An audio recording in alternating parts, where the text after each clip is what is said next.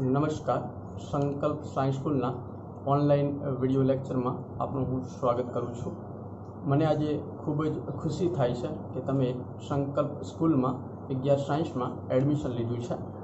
સાયન્સમાં સામાન્ય રીતે આપણે વાત કરીએ તો બે ગ્રુપો આવે છે. એક આવે છે ગ્રુપ એ અને બીજું આવે છે ગ્રુપ બી. ગ્રુપ એની અંદર તમે એન્જિનિયરિંગ ક્ષેત્રે તમે તમારી કારકિર્દી બનાવી શકો છો અને ગ્રુપ બી રાખો તમે તો મેડિકલ ક્ષેત્રે ખાસ કરી અને તમે પોતાની કારકિર્દી બનાવી શકો છો. એ ગ્રુપની વાત કરીએ તો એ ગ્રુપની અંદર મુખ્યત્વે સાયન્સના 3 સબ્જેક્ટ આવે છે. એ ગ્રુપની અંદર મુખ્ય વિષય તમારો મેથેમેટિક્સ એટલે કે ગણિત, બીજું આવે છે કેમિસ્ટ્રી એટલે કે રસાયણ વિજ્ઞાન અને ત્રીજું આવે છે ફિઝિક્સ એટલે કે ભૌતિક વિજ્ઞાન. બી ગ્રુપની અંદર વાત કરીએ તો મુખ્ય વિષય તરીકે બાયોલોજી એટલે કે જીવ વિજ્ઞાન અને સેમ એ ગ્રુપ જેવા જ બે સબ્જેક્ટ, એક આવે છે કેમિસ્ટ્રી એટલે કે રસાયણ વિજ્ઞાન અને બીજું આવે છે ફિઝિક્સ એટલે કે ભૌતિક વિજ્ઞાન.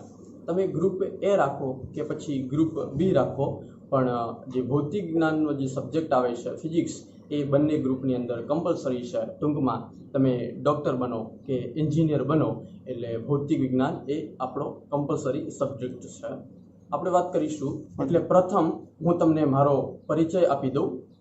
મારું નામ છે અલાય ખાન મોર અને મારો વિષય છે ફિઝિક્સ એટલે કે ભૌતિક વિજ્ઞાન.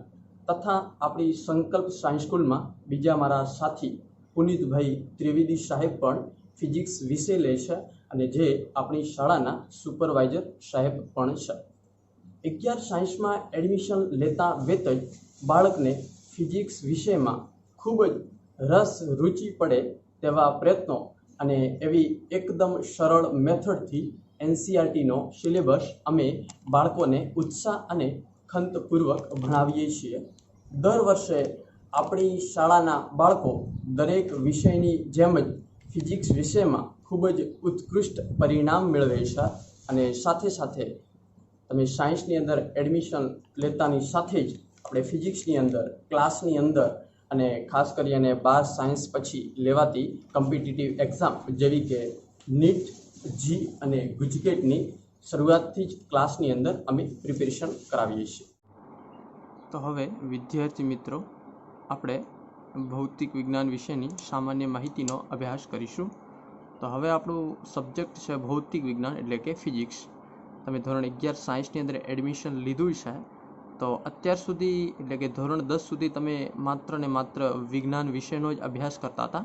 તો પ્રથમ આપણે ભૌતિક વિજ્ઞાન એટલે કે ફિઝિક્સની પછી ચર્ચા કરીએ. એના પહેલાં આપણે વિજ્ઞાન વિશેની સામાન્ય માહિતી મેળવી લઈએ. તો આ લેક્ચરની અંદર આજે આપણે વિજ્ઞાન વિશેની સામાન્ય માહિતી મેળવીશું. પછી વિજ્ઞાનનો અર્થ શું થાય છે, પછી વિજ્ઞાનના કયા કયા પ્રકારો છે અને એની અંદર આપણે ભૌતિક વિજ્ઞાન અને ભૌતિક વિજ્ઞાનનો અર્થ શું થાય છે, ભૌતિક વિજ્ઞાનની પણ સામાન્ય માહિતીનો અભ્યાસ કરીશું અને ભૌતિક વિજ્ઞાનની અંદર કઈ કઈ શાખાઓ આવે છે એ બધાની ચર્ચા આપણે આ લેક્ચરની અંદર કરીશું. તો પહેલાં આપણે વિજ્ઞાન વિશેની સામાન્ય માહિતીનો અભ્યાસ કરીએ. ચલો આપણે સ્ટાર્ટ કરીએ. અહીં આપણે ટોપિક લખ્યો છે સાયન્સ શબ્દની ઉત્પત્તિ. સાયન્સ જે શબ્દ છે, સાયન્સ એટલે કે વિજ્ઞાન. સાયન્સ શબ્દની ઉત્પત્તિ લેટિન ભાષાના શબ્દ સેનિટિયા પરથી થઈ છે. તો પહેલી વસ્તુ આપણે યાદ રાખીશું, સાયન્સ એટલે કે વિજ્ઞાન. એ શબ્દની ઉત્પત્તિ કઈ ભાષા? લેટિન ભાષા. જેવી રીતે આપણી ગુજરાતી ભાષા છે, ઇંગ્લિશ છે, હિન્દી છે, સ્પેનિશ છે, ગ્રીસ છે, એવી જ રીતે લેટિન ભાષા પણ આવે છે. તો સાયન્સ શબ્દની ઉત્પત્તિ લેટિન ભાષાના શબ્દ સિનિટિયા પરથી થઈ છે. અને આ સિનિટિયાનો મતલબ થાય છે જાણવું, એટલે જેનો અર્થ શું થાય છે? જાણવું. તો સાયન્સનો મતલબ પણ થાય છે જાણવું, નવું નવું જાણવું. સંસ્કૃત ભાષાનો શબ્દ વિજ્ઞાન, આપણે જે વિજ્ઞાન લઈએ ને એ સંસ્કૃત ભાષાનો શબ્દ છે. તથા અરબી ભાષાનો શબ્દ ઇલ્મ પણ આ જ અર્થ વ્યક્ત કરે છે, જેનો અર્થ થાય છે જ્ઞાન. સંસ્કૃત ભાષાનો શબ્દ વિજ્ઞાન અને અરબી ભાષાનો શબ્દ ઇલ્મ, એનો પણ મતલબ એ જ થાય છે, એટલે કે સાયન્સ એટલે કે વિજ્ઞાન, અને જેનો પણ મતલબ થાય છે જાણવું અથવા જેનો મતલબ શું થાય છે? જ્ઞાન. તો વિજ્ઞાનનો મતલબ શું થાય છે? જાણવું, જ્ઞાન, નવું નવું જાણવું, એટલે એને આપણે કહીશું વિજ્ઞાન. આપણે લખીશું ભારત, ઇજિપ્ત, ચીન, ગ્રીસ, જર્મની, જાપાન, અમેરિકા તથા વિશ્વના અન્ય દેશોની સભ્યતાઓએ વિજ્ઞાનની પ્રગતિમાં ખૂબ જ મહત્ત્વનું યોગદાન આપ્યું છે. આપણે જાણીએ છીએ આ બધા જે દેશો છે એના સિવાયના વિશ્વના ઘણા બધા એવા દેશો છે જે વિજ્ઞાનના પ્રગતિની અંદર ખૂબ જ મહત્ત્વનું પોતાનું યોગદાન આપે છે, જેની અંદર સાયન્ટિસ્ટો રોજ હજારો સાયન્ટિસ્ટો ખૂબ મહેનત કરી અને અવનવા સંશોધનો કરે છે અને નવું આવી રીતે સાધનો વિકસાવે છે, નવી ટેકનોલોજી વિકસાવે છે, જે વિજ્ઞાનના પ્રગતિની અંદર ખૂબ જ મહત્ત્વનું યોગદાન આપે છે. આ જે દેશો છે એના સિવાયના પણ અનેક દેશો ભાગ લે છે. 16મી સદીથી યુરોપમાં કઈ સદીથી 16મી સદીથી યુરોપમાં વિજ્ઞાન ક્ષેત્રે હરણફાળ ભરાઈ હતી. 20મી સદીના મધ્ય ભાગથી વિજ્ઞાન આંતરરાષ્ટ્રીય ઉપક્રમ બની ચૂક્યું હતું, જેમાં ઘણા દેશોએ તેના ઝડપી વિકાસમાં ફાળો આપ્યો હતો. આ બધી સદીઓની વાત કરી કે શરૂઆતની અંદર 16મી સદીની વાત કરીએ તો એ વખતે આટલી બધી ટેકનોલોજી નહોતી, પણ વિજ્ઞાન ક્ષેત્રે એ ધીરે ધીરે હરણફાળ ભરાઈ હતી, એટલે કે ધીરે ધીરે શરૂઆત થઈ હતી. એના પછી 17મી, 18મી, 19મી અને 20મી સદીના મધ્ય ભાગથી વિજ્ઞાન આંતરરાષ્ટ્રીય ઉપક્રમ બની ચૂક્યું હતું, એટલે કે આખા આંતરરાષ્ટ્રીય લેવલે આ વિજ્ઞાન વિશેની ખૂબ જ ચર્ચા થઈ અને એની અંદર ખૂબ જ અલગ અલગ દેશોએ એની અંદર ભાગ લઈ અને નવા સાધનો વિકસાયા, નવા સિદ્ધાંતો આપ્યા અને એના કારણસર અત્યારે આપણે ઘણી બધી ભૌતિક સુખ સગવડો ભોગવી રહ્યા છીએ.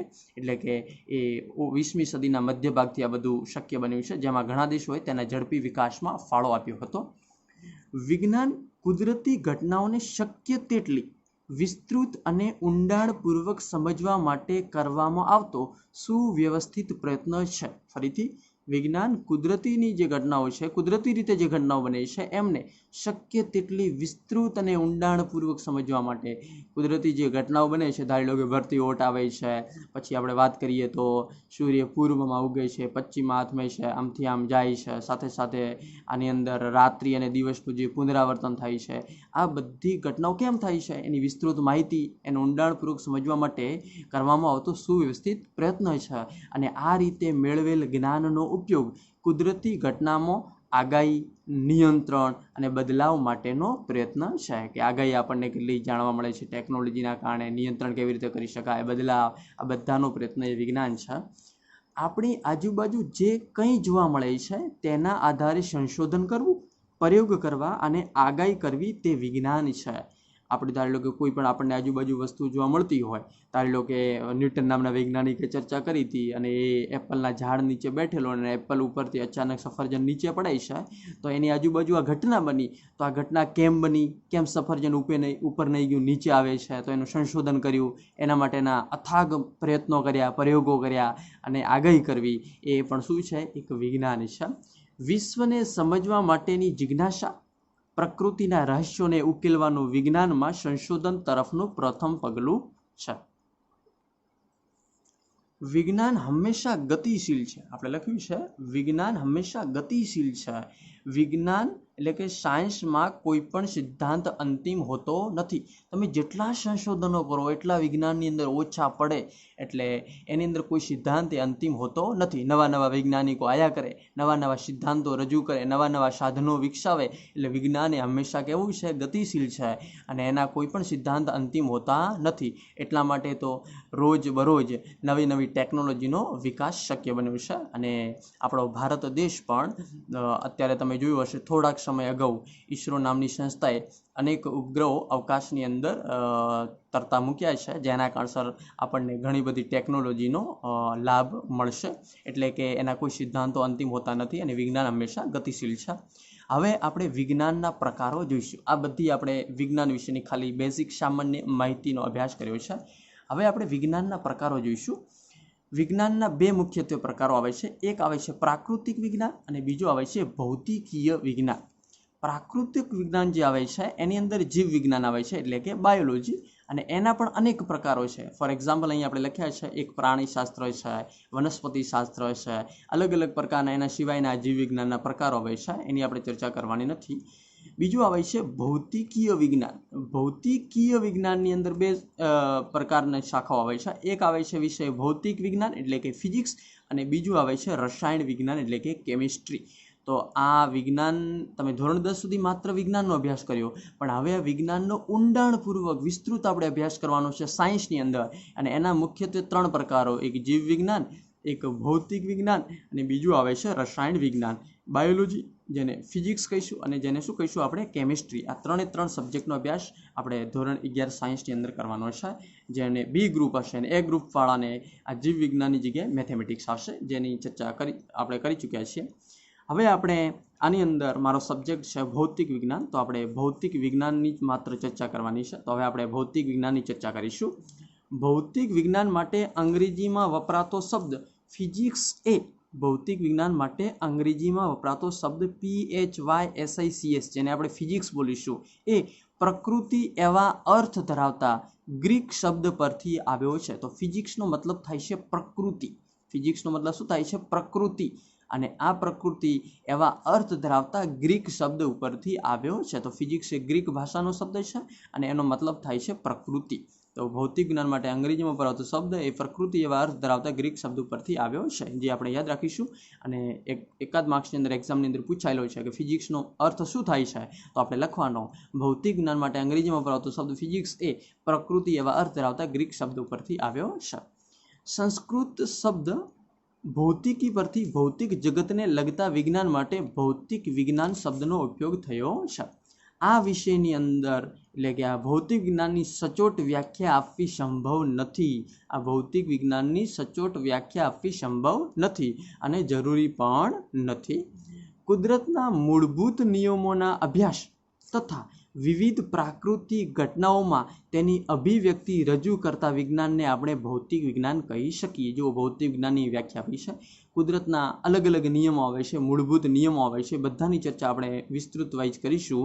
એ કુદરતના મૂળભૂત નિયમોના અભ્યાસ તથા વિવિધ પ્રાકૃતિક જે કુદરતી રીતે જે ઘટનાઓ બને છે તેની અભિવ્યક્તિ રજૂ કરતા વિજ્ઞાનને આપણે ભૌતિક વિજ્ઞાન કહી શકીએ. હવે આપણે વાત કરીશું કેટલીક અહીં આપણે ઘટનાઓ લખી છે, જેના માટે પણ ફિઝિક્સના પાયાના સિદ્ધાંતો અને ફિઝિક્સના નિયમો, ભૌતિક વિજ્ઞાનના નિયમો જવાબદાર છે. તો અહીં આપણે ઉદાહરણો કેટલાક લખ્યા છે. દાખલા તરીકે જે આપણે બધા જાણીતા છે, દિવસ અને રાત્રિનું નિયમિત પુનરાવર્તન થવું. દિવસ પછી રાત, પછી રાત પછી દિવસ, દિવસ પછી રાત, આવી રીતે 12 કલાકે પુનરાવર્તન સતત થયા કરે છે. એના માટે પણ ફિઝિક્સના નિયમો જવાબદાર છે. ઋતુઓનું વાર્ષિક ચક્ર આવે છે. પછી ગ્રહણો આવે છે, સૂર્યગ્રહણ, ચંદ્રગ્રહણ, જેને આપણે જાણીએ છીએ અને ક્યારેક આપણને જોવા પણ મળે છે નરી આંખે, એની આપણે ચર્ચા કરીશું. તો એની અંદર પણ ફિઝિક્સના પાયાના સિદ્ધાંતો જવાબદાર છે. પછી સમુદ્રની અંદર ભરતી અને ઓટ આવે છે, આના માટે પણ ફિઝિક્સ જવાબદાર છે. ક્યારેક જ્વાળામુખીઓ ફાટે છે. પછી આકાશની અંદર મેઘધનુષ્ય, ખાસ કરીને ચોમાસાની અંદર જ્યારે સાંજે વરસાદ વરસી ગયો હોય અને પછી સાંજે આપણને આકાશની અંદર જોઈએ તો અલગ અલગ જાનીવાલી પીળા કલરના પટ્ટા જોવા મળે છે, જેને આપણે મેઘધનુષ્ય કહીશું. એના ઘટના માટે પણ ફિઝિક્સ જવાબદાર છે. જમીન ઉપર સફરજનનું પતન થવું, નીચે પડવું, પૃથ્વીની આસપાસ ચંદ્રની ગતિ કે પૃથ્વીને એની આજુબાજુ ચંદ્ર ફરાય છે, આ બાજુથી આ બાજુ જાય છે. પછી સૂર્યની આસપાસ ગ્રહોની ગતિ, સૂર્યની આજુબાજુ અલગ અલગ પૃથ્વી, બુધ, શુક્ર આવી રીતે ગ્રહો ફરતા હોય છે. આ બધું સમજવા માટે ભૌતિક વિજ્ઞાનના પાયાના સિદ્ધાંતો અને નિયમો સમજવા ખૂબ જ જરૂરી છે. તો આ જેટલી પણ પ્રાકૃતિક આપણે ઘટનાઓ લખી છે, કુદરતી ઘટનાઓ લખી છે, એના માટે પણ ફિઝિક્સ જવાબદારી છે. અને આગળ જતાં આ બધા જ સિદ્ધાંતો, આ બધા જ પ્રાકૃતિક ઘટનાઓનો પણ આપણે ક્યાંક ને ક્યાંક અભ્યાસ કરીશું. બીજી વસ્તુ, ભૌતિક વિજ્ઞાનની આપણે બેઝિક માહિતી મેળવી દીધી. ખાલી એનો અર્થ શું થાય છે, એની ઉદાહરણો કયા છે, કોના કયા સિદ્ધાંતો કયા ઉદાહરણની અંદર જવાબદાર છે, એની માટેની ચર્ચા કરીએ. હવે આપણે ભૌતિક જ્ઞાનની કેટલીક શાખાઓ વિશેની આપણે ચર્ચા કરીએ.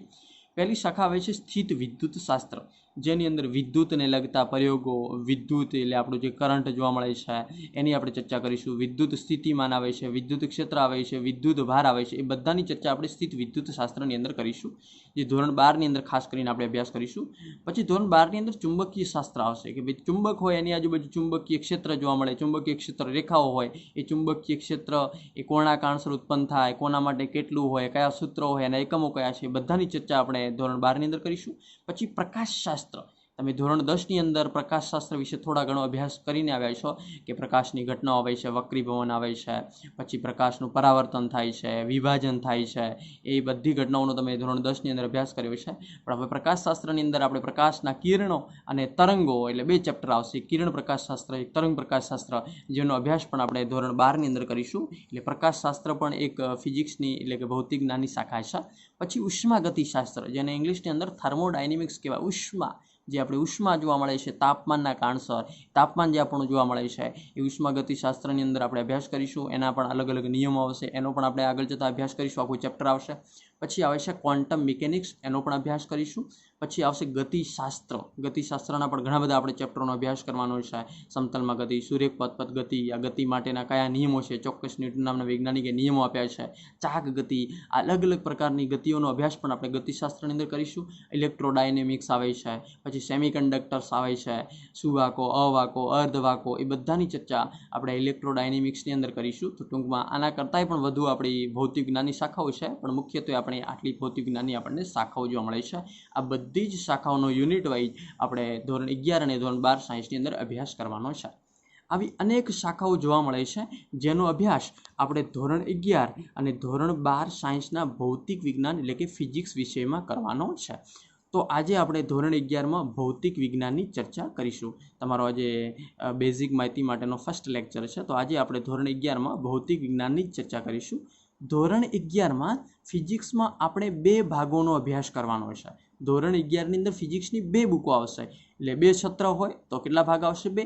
એક આપણું સત્ર પહેલું હશે તો એની અંદર ફિઝિક્સનો પહેલો પાર્ટ, પ્રથમ પરીક્ષા આવશે. એના પછી બીજું સત્ર ચાલુ થશે એટલે ફિઝિક્સનો બીજો પાર્ટ આવશે, બીજો ભાગ આવશે. અને એના પછી આપણી દ્વિતીય પરીક્ષા લેવાશે. અને એના પછી બંને પહેલો ભાગ અને બીજો ભાગ એ બંનેની વાર્ષિક પરીક્ષા યોજાશે. હવે આપણે ભૌતિક જ્ઞાનની વાત કરીએ તો ભૌતિક જ્ઞાન એટલે કે ફિઝિક્સ ધોરણ 11ની ચર્ચા કરીશું. ધોરણ 11ની અંદર આપણે અત્યારે ખાલી ભાગ 1ની જ વાત કરવાની છે, એટલે કે પ્રથમ સત્ર આપણું સ્ટાર્ટ થઈ જશે, એટલે કે આપણું ભાગ 1ની ચર્ચા કરીએ.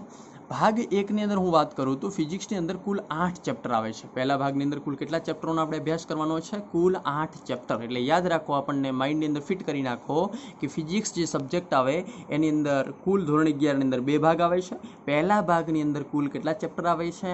8 ચેપ્ટર આવે છે. એટલે કુલ 8 પ્રકરણોનો આપણે અભ્યાસ કરવાનો છે. અને ચેપ્ટરોના ખાલી આજે આપણે નામ જ જોઈશું. માહિતી આપણે જ્યારે ચેપ્ટર સ્ટાર્ટ થશે એ વખતે તમને આપીશું, અને બધી જ આપણે અંદર માહિતીનો આપણે અભ્યાસ કરીશું. બધી થિયરીઓ જોઈશું, દાખલા જોઈશું, બધા જ ઉદાહરણો જોઈશું. એની વિસ્તૃત આપણે માહિતી જ્યારે ત્યારે ચેપ્ટર ચાલશે એ વખતે આપણે કરીશું. તો ટોટલી આપણને ખ્યાલ આવી ગયો કે પહેલા ભાગની અંદર કુલ કેટલા ચેપ્ટરોનો આપણે ફિઝિક્સની અંદર અભ્યાસ કરવાનો છે? 8. ચલો, ચેપ્ટર નંબર 1 ભૌતિક જગત. ભૌતિક જગત એટલે ભૌતિક વિજ્ઞાન વિશેની બેઝિક માહિતીનો અભ્યાસ કરતું જે પહેલું ચેપ્ટર છે જેનું નામ છે ભૌતિક જગત, જેનું નામ છે ચેપ્ટર નંબર 1. એકદમ નાનકડું ચેપ્ટર છે, માત્ર ને માત્ર વિકલ્પો પૂછાતા હોય છે, એટલે એ વખતે આપણે ચર્ચા કરીશું. ચેપ્ટર નંબર 2 માપન તથા એકમ પદ્ધતિ. અત્યારે ખાલી નામ યાદ રાખો. ચેપ્ટર નંબર 2નું નામ શું છે? માપન તથા એકમ પદ્ધતિ. આની પણ આપણે વિસ્તૃત વય ચર્ચા કરીશું. ચેપ્ટર નંબર 3 સુરેખ પથ પર ગતિ, સીધી ગતિ એટલે કે સુરેખ પથ પર ગતિ. ચેપ્ટર નંબર 4 સમતલમાં ગતિ, સમતલમાં ગતિ. ચેપ્ટર નંબર 5 ગતિના નિયમો. તમે જુઓ, chapter number 3, chapter number 4, chapter number 5, આમાં પણ ગતિ છે, આમાં પણ ગતિ છે, આ પણ ગતિ છે. આ બધું ગતિશાસ્ત્ર છે. ત્રીજું ચેપ્ટર સુરેખ પથ પર ગતિ, ચેપ્ટર નંબર 4 સમતલમાં ગતિ, અને ચેપ્ટર નંબર 5 આ ગતિ છે પણ ગતિના નિયમો કયા? ગતિ પણ ચોક્કસ નિયમોને આધીન છે, એટલા માટે ચેપ્ટર નંબર 5ની અંદર આપણે અભ્યાસ કરીશું ગતિના નિયમો. ચેપ્ટર નંબર 6 કાર્ય થાય, ઉર્જા અને પાવર, એટલે કાર્ય, ઉર્જા અને પાવર. આ 3 ભૌતિક રાશિઓ છે, એની આપણે માહિતી મેળવીશું. ચેપ્ટર નંબર 7 ચાક ગતિ, આ પણ ગતિશાસ્ત્રની અંદર આવે. ચેપ્ટર નંબર 7 ચાક ગતિ. અને છેલ્લું ચેપ્ટર આ ભાગનું ચેપ્ટર નંબર 8 જેનું નામ છે ગુરુત્વાકર્ષણ. થોડા ઘણો આનો તમે અભ્યાસ ધોરણ 10ની અંદર કર્યો હશે, એટલે 8મું ચેપ્ટરનું નામ શું છે? આપણું ગુરુત્વાકર્ષણ. તો ટોટલ કેટલા ચેપ્ટરનો અભ્યાસ કરવાનો? 8. ભૌતિક જગત, બીજું માપન તથા એકમ પદ્ધતિ, ત્રીજું સુરેખ પથ પર ગતિ, ચોથું સમતલમાં ગતિ, 5મું ગતિના નિયમો, છઠ્ઠું કાર્ય, ઉર્જા અને પાવર, 7મું ચાક ગતિ, અને 8મું આવે છે ગુરુત્વાકર્ષણ. તો યાદ રાખો, ભાગ 1ની અંદર આપણે ટોટલી કેટલા ચેપ્ટરનો અભ્યાસ કરવાનો છે? કુલ 8 ચેપ્ટર.